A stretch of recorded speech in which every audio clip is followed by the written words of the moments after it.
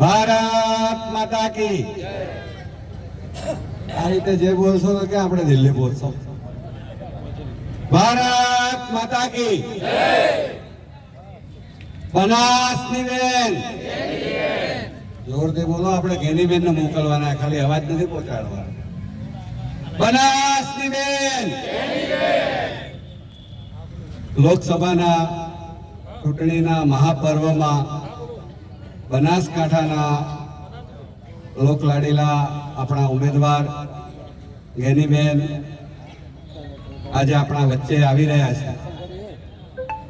આજના કાર્યક્રમનો મુખ્ય હેતુ એવો છે કે આપણે આપણી પીડા, આપણી દર્દ એ જે છેલ્લા 10 વર્ષથી ભોગવી રહ્યા છે એના માટે આપણી વાત દિલ્હીના દરબાર સુધી પહોંચાડે એવા ઉમેદવારની આપણે અપેક્ષા રાખી છે અને એવા ઉમેદવાર આપણને મળ્યા છે. આજના કાર્યક્રમમાં આમ આદમી પાર્ટીના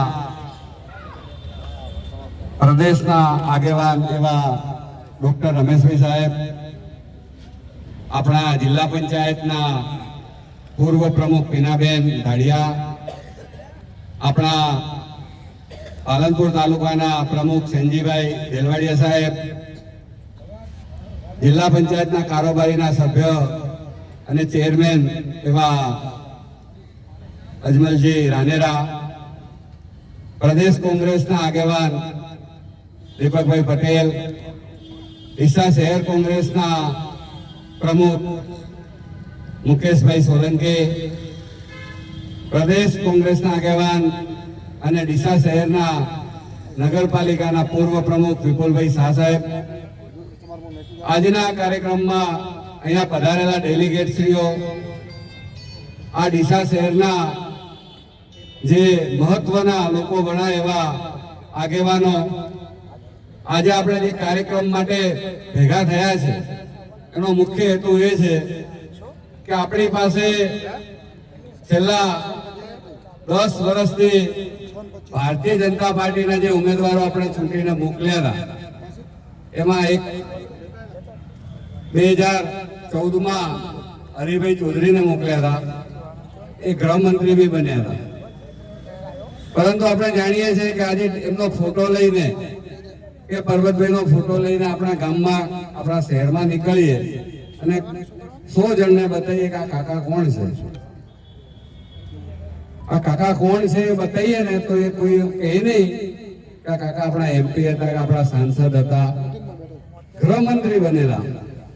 જો એવા વ્યક્તિઓને આજે આપણા બનાસકાંઠાના લોકો નથી ઓળખતા.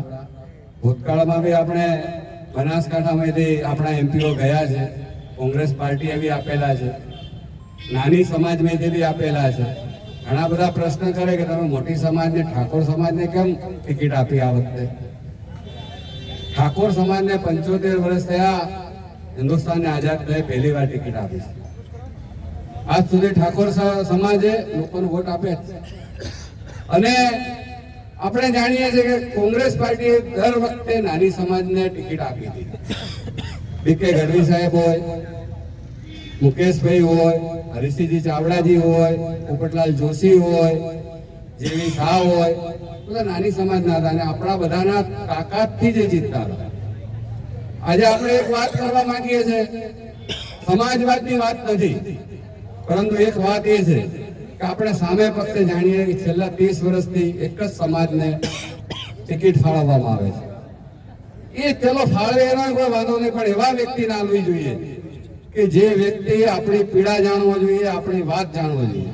આ તો અહીંથી એમ કહે કે ભાઈ તમે કમળને ચૂંટીને મોકલજો, ત્યાં એસીમાં પડ્યું રહેશે. એ એસીમાં પડ્યું જ રહે છે, એ આપણી વાત નથી કરતો. તમે કોઈ દિવસ સંસદમાં હરિભાઈને કે પરબતભાઈને બોલતા નહીં દેખ્યા હોય. ત્યારે આપણા ગેનીબેન છે, વાવના વિધાનસભામાં જીતેલા છે, એમનો અવાજ આખા ગુજરાતમાં આવે છે, આખા ગુજરાતની પીડા જાણે છે. આપણા જમીની હકીકતો શું છે, આપણી દર્દ શું છે, આપણી પરેશાની શું છે, એ ગેનીબેન જાણે છે. ખેડૂતની દીકરી છે એટલે ખેડૂતની પીડા જાણે છે. યુવાનોના વચ્ચે રહે છે તો યુવાનોની પીડા જાણે છે. વેપારીઓની વાત હોય ત્યારે વેપારીઓની વાત કરે છે.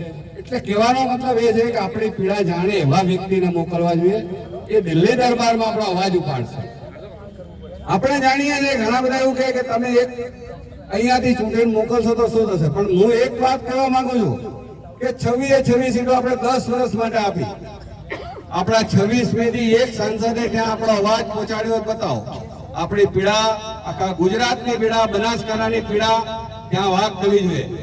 મોદી સાહેબ એમ કે ભાઈ દર મહિને હું રેડિયા ઉપર વાત કરું છું, મારા મનની વાત કરું છું, મારા મનમાં શું છે તમને કહું છું કે હું આમ કરીશ, તેમ કરીશ, ફલાણું કરીશ. પણ ખરી વાત એ છે કે પહેલા તો તમારા અહીંયાથી ચૂંટાઈને ગયેલા સાંસદો ત્યાં જઈને એમ કહે કે મોદી સાહેબ તમારા મનની વાત કરો ભલે, પણ પહેલા અમારે મનની પીડા જાણો અને એ પીડાનો નિકાલ કરવાની વાત કરો. તમે ના, એ તો વાત નહીં કરવાની. તમારે જે પણ વ્યક્તિ એમની સામે બોલે અને સાઈડમાં કરી દેવાનો, બીજો દર વખતે નવો ઉમેદવાર લાવી દેવાનો. અને એવો ઉમેદવાર લાવવાનો કે જઈને ખાલી દિલ્હીમાં એસીમાં બેઠો રહે, એને કોઈ કામ નથી કરવાનું, અહીંથી ખાલી ચૂંટાઈને જવાનું. આજે ગેનીબેનનો વિરોધ કેમ છે? ગેનીબેનનો વિરોધ એટલે છે કે ગેનીબેન એક વાચાળ વ્યક્તિ છે, ગેનીબેન બોલે એવા વ્યક્તિ છે, ગેનીબેન આંખ કાઢીને વાત કરી શકે એવા વ્યક્તિ છે. ગેનીબેન ગરીબ અને ખેડૂતોની, યુવાનોની પીડા જાણે છે. એ પીડા દૂર કરવા માટે રજૂઆત કરે અને એ રજૂઆતના આધારે એ પોતાની વાતને મંજૂર કરી શકે એવા બેન છે. એટલે આજે વિરોધ છે.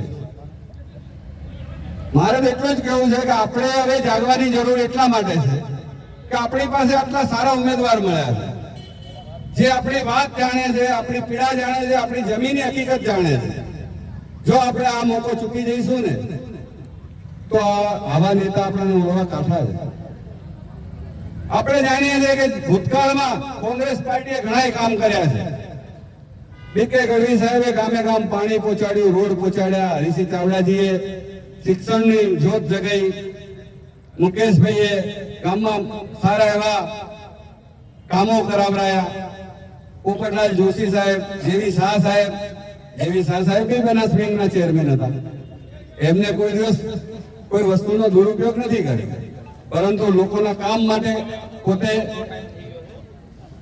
પોતે કામ કર્યું. મારે માત્ર એટલું જ કહેવાનું કે આપણા પાસે એક મોકો આવ્યો છે, મોકો છૂટવો ના જોઈએ.